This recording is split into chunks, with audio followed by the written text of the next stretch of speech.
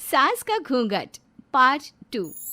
पिछले अंक में हमने देखा कि देविका अपने ससुराल में हर गलत बात का विरोध करती, तो उसकी वजह से देविका पर उसके ससुराल वाले बहुत अत्याचार करने लगे। एक दिन देविका ने सचिन से कहा, सचिन, मैं तुम्हारे घर में नहीं रह सकती, तुम मुझे आज ही मेरे घर शहर भेज दो, मैं अपने मम्मी पापा के पास रहूंगी। क्यों देविका, तुम शहर क्यों जाना चाहती हो?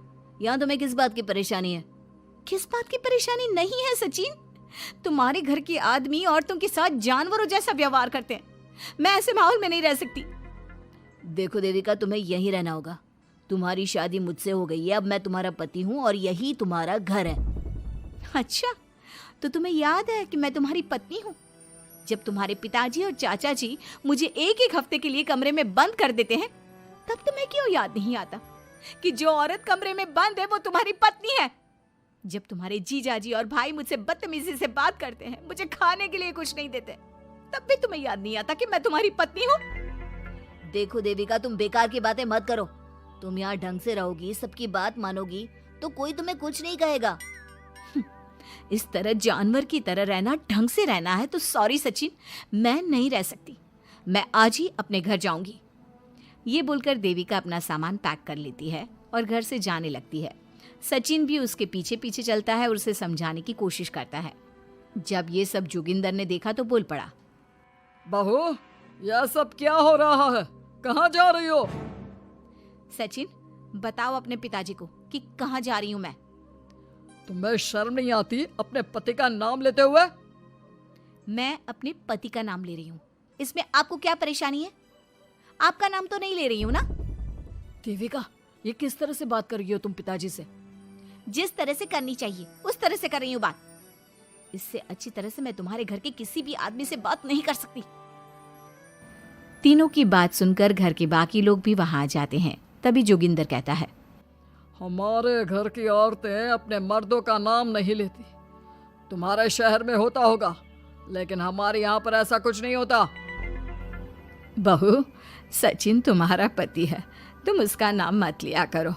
तुम अपने पति का नाम लेने की जगह ए जी, ओ जी, सुनो जी कहा करो।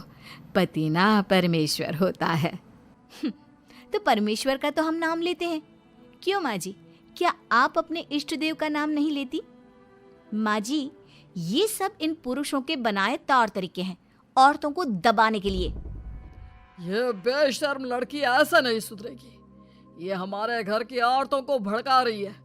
सचिन, तुम इसे चुप कराओगे या फिर मैं करूं? नहीं नहीं पिताजी, मैं अभी समझा देता हूँ। चलो देविका अंदर, और कितना तमाशा बनाओगी मेरा।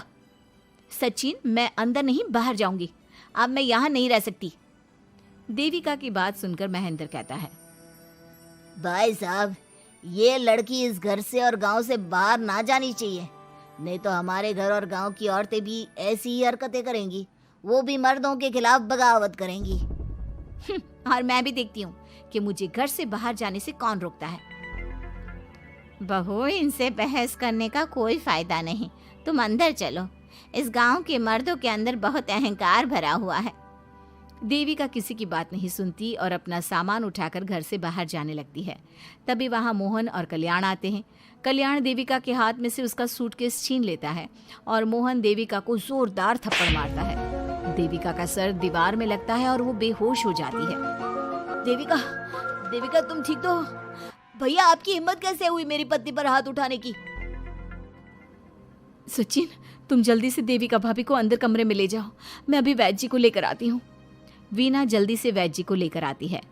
वैद्य जी थोड़ी देर तक देविका की जांच करते हैं और कहते हैं, मुबारक हो आप सबको, आपकी बहू माँ बनने वाली है। अभी तो मैं आपको दवाई दे देता हूँ, लेकिन आगे इनके इलाज के लिए आपको दाई अम्मा को बुलाना होगा। ये बात सुनकर घर के सभी लोग खुश होते हैं। देविका को जब होश आता है, उसे ये बात पता चलती है तो वो बहुत खुश होती है। वो सबसे कहती है, मैं अपने बच्चे को यहाँ नहीं रख सकती। क्यों बहू, क्या हुआ? अब तुम ये सब बातें मत सोचो, तुम्हें आराम करना चाहिए। नहीं माँ जी, आप नहीं समझ रही। अगर मेरा बेटा हुआ तो इस घर के मर्दों की तरह अहंकारी और औरतों पर जुल्म करने वाला बनेगा, और अगर मेरी बेटी हुई तो वो जानवरों की तरह जुल्म सहने वाली बनेगी और दोनों ही अनपढ़ रहेंगी। देविका की बात सुनकर घर की सभी औरतों को पहली बार एहसास हुआ कि वो किस अंधकार वाले समाज में जी रही हैं। लेकिन फिर भी घर की सारी औरतें उसे ही समझाती हैं। बहू देखो, तुम्हारी बात सही है, लेकिन तुम इस हालत में सफर नहीं कर सकती। हाँ बहू, तुम यहीं रहो, अपना और अपने बच्चे का ख्याल रखो। देखो ना देविका भाभी, हमें बिल्कुल भी पढ़ना लिखना नहीं आता, अपना नाम भी नहीं लिख पाते, तो आप मुझे थोड़ा पढ़ा दीजिए ना। देविका, तुम्हारी बातें सुनकर पहली बार हमें एहसास हुआ है कि कैसे माहौल में हम जी रहे हैं। तुमने हमारे अंदर उम्मीद की नई रोशनी पैदा की है। यहाँ से मत जाओ तुम। देविका ने घर की औरतों की बात सुनी तो उसका दिल पसीज गया। उसने गांव में ही रहने का फैसला लिया। वो अपने घर की औरतों को रोज पढ़ाती, उन्हें अपने अधिकारों के बारे में, देश के बारे में बताती। इसी तरह कई दिन बीत गए और एक दिन सुजाता ने सचिन से कहा, सचिन, देविका की तबीयत ठीक नहीं, तुम जल्दी जाकर दाई अम्मा को बुला लाओ ना। भाभी, दाई अम्मा क्या कर लेंगी? आप किसी डॉक्टर को बुला लो, मेरी तबीयत ठीक नहीं है। देविका, गांव के लोग डॉक्टर पर भरोसा नहीं करते। दाई अम्मा बरसों से ये काम कर रही है, वो तुम्हें ठीक कर देगी। सचिन, तुम्हारे घर वाले अनपढ़ हैं, तुम तो पढ़े लिखे हो ना, देख नहीं रहे मेरी हालत क्या हो रही है। तभी तो बोल रहा हूँ, समय बर्बाद मत करो, मैं अभी आता हूँ। सचिन दाई अम्मा को बुलाकर ले आता है। दाई अम्मा घरेलू नुस्खों से देविका का इलाज तो कर देती है। कुछ समय के लिए उसकी हालत भी स्थिर हो जाती है, लेकिन वो पूरी तरह से ठीक नहीं होती। फिर देविका सचिन से कहती है, सचिन, मुझे समझ में नहीं आ रहा, तुम मुझे डॉक्टर के पास क्यों नहीं ले जा रहे? मैं माँ बनने वाली हूँ और मुझे ये भी नहीं पता कि मेरा हेमोग्लोबिन कितना है। दाई अम्मा कर रही है ना तुम्हारा इलाज। लेकिन दाई अम्मा को कुछ समझ में ही नहीं आ रहा कि मेरे साथ क्या हो रहा है। अगर देखो तुम मुझे नहीं लेकर गए ना, तो मैं खुद ही चली जाऊंगी। अगले दिन देविका की तबीयत दोबारा बिगड़ जाती है और दाई अम्मा के किसी भी नुस्खे से वो ठीक नहीं हो रही थी। देविका ने सारी हिम्मत जुटाई और वो अकेली ही डॉक्टर के पास जाने लगी। उसे देखकर मोहन कहता है, बहू, इस हालत में कहाँ जा रही हो? आप लोगों के भरोसे रही ना तो आप लोग मुझे मार ही डालोगे। डॉक्टर के पास जा रही हूँ मैं। बहू, तेरा दिमाग तो ठिकाने पर है। हमारे घर की औरतें मर्दों से इलाज नहीं कराती। हे भगवान, इन जाहिल लोगों को मैं कैसे समझाऊं? डॉक्टर औरतें भी होती हैं। बहू, तो हमें पागल मत बना, हमने तो कभी कोई महिला डॉक्टर नहीं देखी। तू झूठ बोलकर निकलना चाहती है ना? इस गांव की सरहद से आप लोग कभी बाहर नहीं गए ना, इसलिए आप लोगों को नहीं पता कि महिलाएं डॉक्टर के अलावा क्या क्या है। ए लड़की, तुझसे तमीज से बात कर रहे हैं तो तू ज्यादा हवा में मत उड़। बोला ना एक बार, चल अंदर जा। चाचा जी, मैं अंदर नहीं जाऊंगी, डॉक्टर के पास जाऊंगी। मेरा इलाज सिर्फ डॉक्टर ही कर सकता है। ये बोलकर देविका घर से निकल रही थी कि तभी जोगिंदर ने उसे कमरे में ले जाकर बेड पर जोर से धक्का दे दिया, जिसकी वजह से देविका के पेट में चोट लग गई और वो दर्द की वजह से जोर जोर से चिल्लाने लगी। ये देखकर घर की सारी औरतें देविका को संभालने लगी। देविका, हिम्मत रखो, सब ठीक हो जाएगा।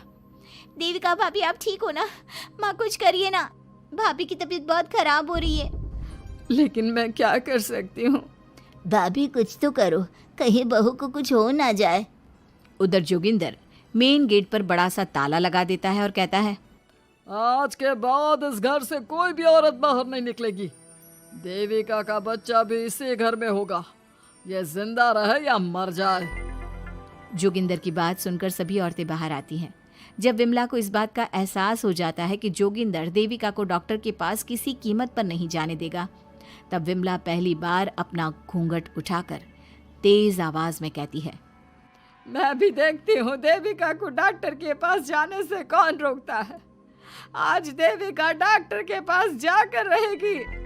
देविका की सास का घूंघट आखिरकार उतर ही गया। घर के आदमियों ने पहली बार विमला का ये रूप देखा था और उसकी तेज आवाज पहली बार सुनी थी। क्या विमला अपनी बहू की जान बचा पाएगी या जोगिंदर अपनी पत्नी की आवाज भी दबा देगा? ये जानने के लिए हमारे अगले एपिसोड का इंतजार कीजिए और हमें कमेंट में ये भी बताइए कि घर की औरतों को आगे क्या कदम उठाना चाहिए।